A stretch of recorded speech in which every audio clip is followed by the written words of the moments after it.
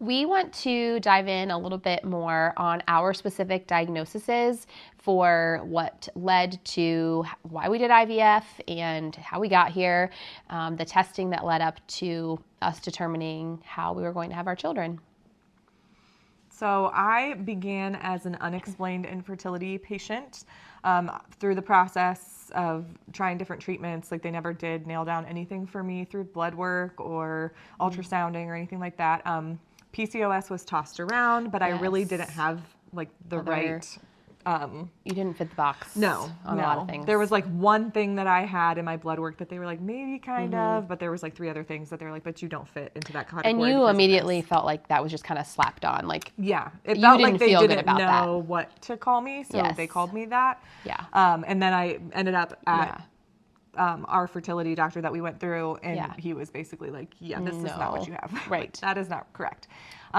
So we just kind of landed on the unexplained infertility diagnosis for a while. And I mean, we started with my gynecologist doing like the, what did we do first? Like the dye test. The dye test. We did, Clomid.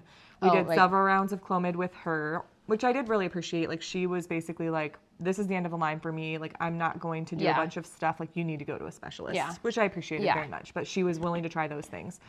And then we did IUI, and my doctor was really, because I was unexplained infertility, he was like, I want to do surgery exploratory because he's like, this doesn't make sense. Like nothing is adding up with you. And so I remember him telling me like we did an IUI, and he was like, this is the last time I'm going to do this for you. He's like, I'm fine with it. But after this, he's like, you have to have the exploratory surgery to figure out what's going on.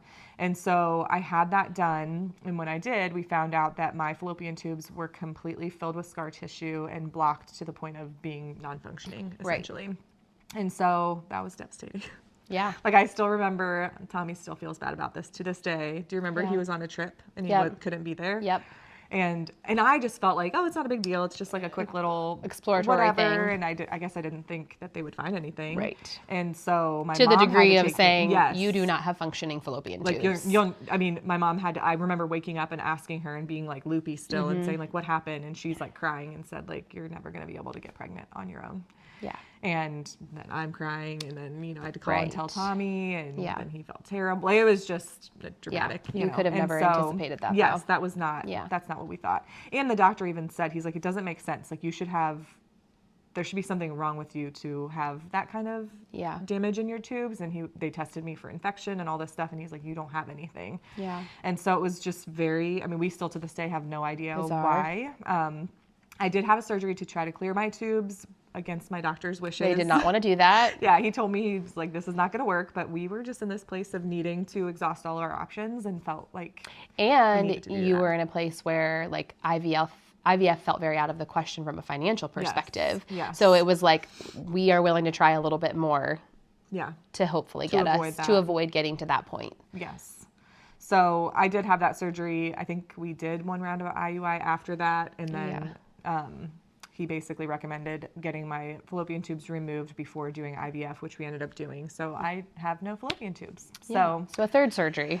Yes, which we did those all within a year, I think. So it was an interesting process for sure. So that was ultimately what my diagnosis ended up being, was fallopian tube damage that ended up in clearing all your options, really. Yeah, so at the end of the day, IVF was my only option other than for adopting a biological child. We wanted to have a biological child. Yeah.